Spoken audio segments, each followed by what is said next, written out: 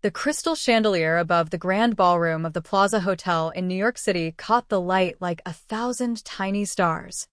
But all I could feel was the sting of invisibility.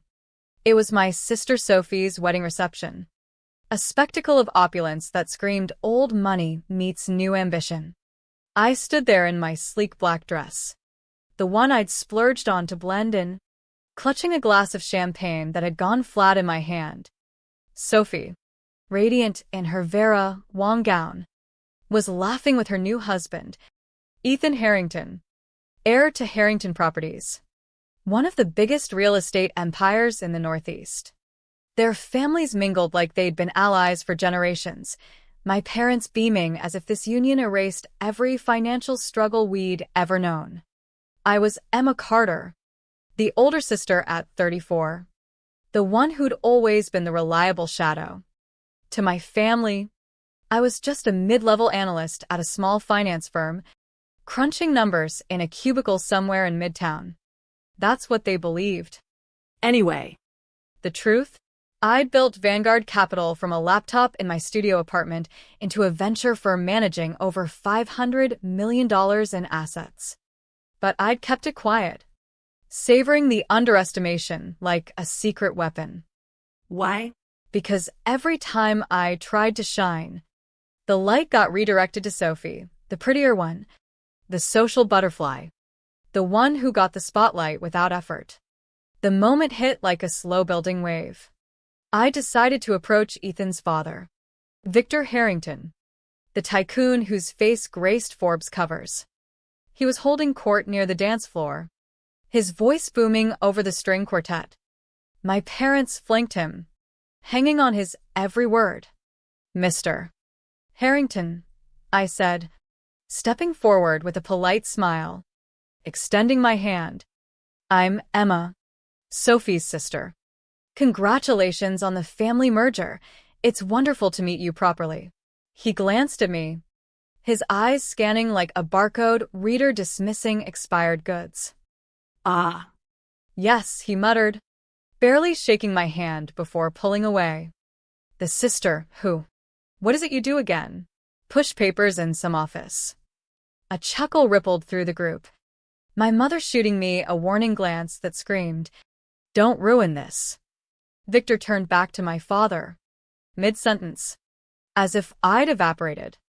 "Anyway, Robert, about that golf game next week." My cheeks burned, but it wasn't just humiliation, it was the culmination of years. Flashbacks hit me, Sophie borrowing $5,000 from my first paycheck after college for her dream apartment, promising repayment that never came. Christmas dinners where gifts piled under her tree while mine was an afterthought. Family vacations where I was the babysitter for cousins, seated at the kids' table even in my 20s. And now, at her wedding, I'd been placed at a table by the service entrance, surrounded by distant relatives who'd forgotten my name. I excused myself, slipping out to the terrace overlooking Central Park. The city lights blurred through unshed tears, but rage sharpened my focus. I pulled out my phone and texted my VP, "Pull the Harrington file. Need the termination clause ready." Because here's what Victor didn't know, what no one in that room knew. Vanguard Capital had invested $12 million in Harrington Properties' latest luxury condo development. I held the strings to their digital infrastructure funding, the tech backbone that made their smart buildings smart. Victor had signed off on it months ago, delegating the details to juniors who never connected the dots to me. Back inside, the cake-cutting applause echoed like mockery. I pasted on a smile, but inside, the damning waters were cracking. This wasn't petty revenge, it was reclaiming dignity. By midnight, I'd drafted the notice in my hotel room, citing Clause 7.1, full revocation rights with 24-hour notice. The next morning, I'd crashed their exclusive family brunch at the Harrington estate in the Hamptons. No invitation? No problem. I was done waiting for permission. The drive out felt like slow motion, the Long Island Expressway stretching like my building anticipation. I arrived in a tailored suit, my hair in a no-nonsense chignon, carrying a leather briefcase that held more power than any wedding vow. The estate was a sprawling mansion, manicured lawns rolling to the ocean. Staff eyed me curiously as I strode to the sunroom where laughter floated out. Sophie saw me first, her honeymoon glow fading to confusion. Emma, what are you? Victor, at the head of the table laden with fresh croissants and mimosa pitchers, looked up irritably. Who let the help in here? He grumbled, loud enough for the echo. I walked straight to him, heels clicking like countdown ticks. Victor Harrington, I said calmly, sliding the contract and my business card across the linen tablecloth. Recognize this? It's the investment agreement for your Hudson Yards project. The one where Vanguard Capital, my firm, funds your entire tech integration. His fork paused midair. Ethan's eyes widened, scanning the papers. My mother gasped. Emma, this isn't the time. But I continued, voice steady as steel. You dismissed me last night like I was nothing. Today, I'm revoking our partnership. Effective immediately. Expect the wire transfer reversal by noon. The room froze. A tableau of shock. Sophie paled, whispering, what are you talking about? Victor's face cycled from confusion to fury, veins bulging. This is outrageous. You can't. I can, I interrupted, tapping the clause. Your signature's right there. Maybe next time. Don't underestimate the paper pusher at family events. As I turned to leave, Ethan's voice cut through. Dad, do you realize how screwed we are without that funding? The door closed on their chaos, but my heart pounded with a mix of triumph and ache. This was the explosion I'd held back for years. The fallout hit like a market crash, swift, public, and unforgiving. By Monday afternoon, Harrington Properties stock dipped 3.1%, whispers rippling through Wall Street. Industry blogs exploded. Harrington airs wedding drama. Sister-in-law pulls plug on mega deal. I posted on LinkedIn. Underestimation is expensive. Lesson learned at a family affair. It went viral, over 100,000 views in hours. My inbox flooding with headhunters and journalists. Back in my Vanguard office overlooking the Hudson, I watched the city pulse below. My team buzzed with energy. Inquiries poured in from firms eager to align with the underdog Powerhouse. But personally, it was a storm. Sophie texted first. How could you do this at brunch? You ruined everything. I replied, you ruined years by making me invisible. This was visibility. My parents called that evening. Dad's voice strained over speakerphone. Emma, we had no idea about Vanguard. Why hide it? Mom chimed in, tearful. You've embarrassed us all. I leaned back in my chair, the weight of old wounds surfacing. Would knowing have changed how you treated me? The loans unpaid. The slights at dinners? I built this alone because you never saw me as more than the backup plan. Silence stretched. Then Dad sighed. We were wrong. But this. It's extreme. Extreme? Maybe. But necessary. Ethan followed me on social media the next day. No message, just a quiet acknowledgement. A week later, Harrington's new CFO emailed, begging for a meeting. I scheduled it, but on my terms. Months blurred into growth. Vanguard expanded, hiring 20 new analysts. Our portfolio swelling. I leased space in the same tower as Harrington's HQ. Petty? Sure. But the lobby directory with our logos side by side felt like poetic justice. Sophie and I met for coffee in a quiet Soho cafe. Neutral ground. She arrived flustered, twisting her diamond ring. Blake, Ethan's impressed by you. Keeps asking about Vanguard. It's weird. I pour her latte, sensing the shift. Weird because it's about me? She flushed. Yes. And no, why didn't you tell us? Emma? The question hung, laced with old jealousies. I traced the cup's rim. Because you all decided I was the ordinary one. The helper. When I lent you that money for your place.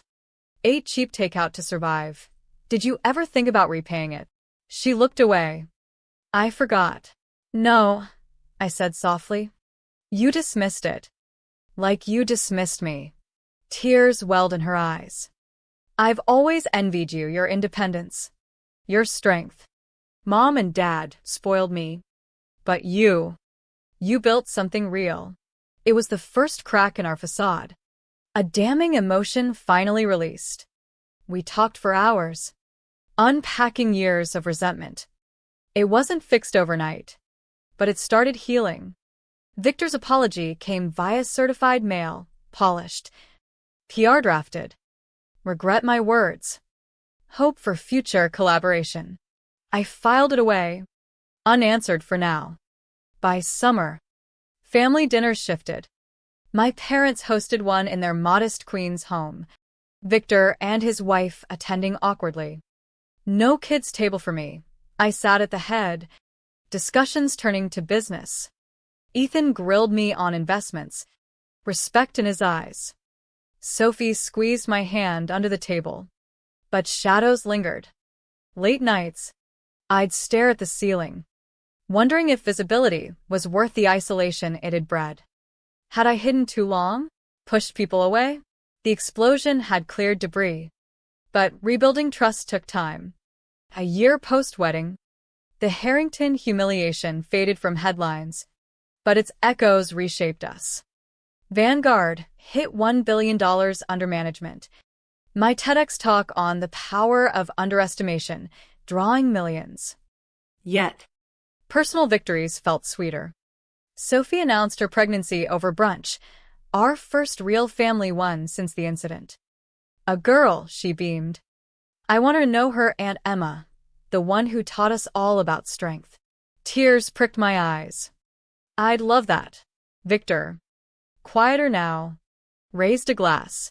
To family and lessons learned the hard way.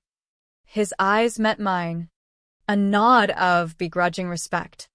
We'd renegotiated a scaled-back deal. Harrington thrived, crediting our tech input for a 12% revenue boost. Mentoring became my outlet. I started a program at Vanguard for young women in finance, sharing stories without naming names. One mentee, Lila, reminded me of myself, overlooked, ambitious. How do you handle dismissal? She asked. I smiled. Turn it into fuel. But remember, true power isn't revenge, it's authenticity. Family therapy helped too. Sessions unearthed patterns. My parents' immigrant struggles, making them prioritize status. Sophie's golden child pressure cracking under scrutiny.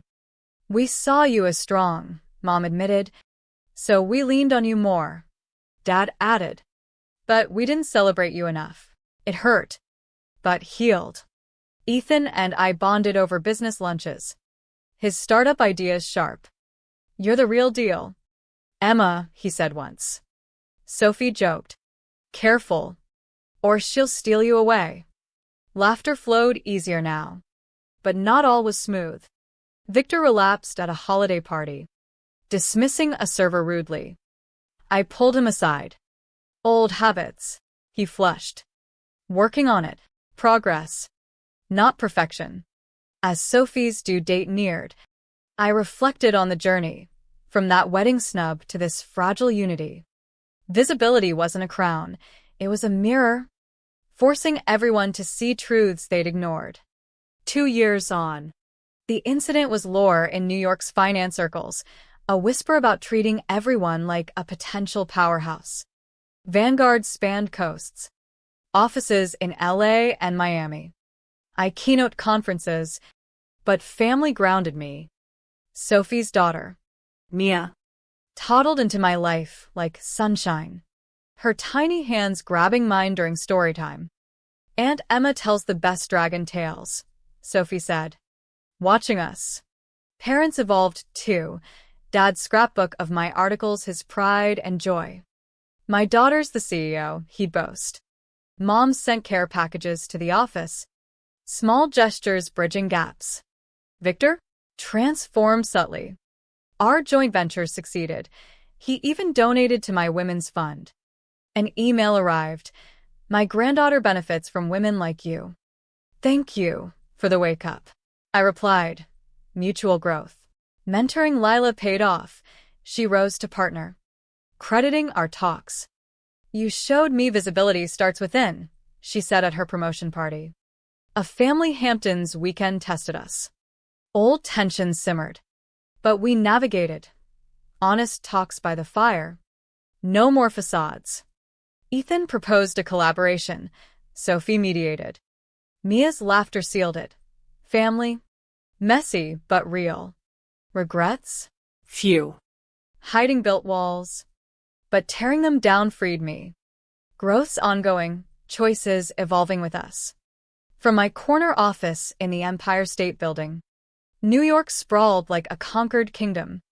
Vanguard's 15th anniversary loomed. A decade plus of grit. My assistant buzzed. You're 11 a.m. Mentee is here. Enter Zoe. Fresh grad. Nerves and portfolio in hand. MS. Carter. Your story inspired me. The underestimation stuff. We talked window side. Advice on dismissal? She asked. Options, correct. Ignore. Or reveal strategically. But build where you're valued from day one. She nodded. Then boldly. Mentor me? I grinned. Deal. Post-meeting. Texts flooded. Sophie on Mia's antics. Parents' pride in a Globe mention. Dinner invite from Victor. Bring ideas. I accepted. Thinking of the path, from invisible to beacon. True revenge? Living authentically. Breaking cycles. My name is Emma Carter. I'm seen. Whole. And that's the real triumph. What shadows do you cast or step into?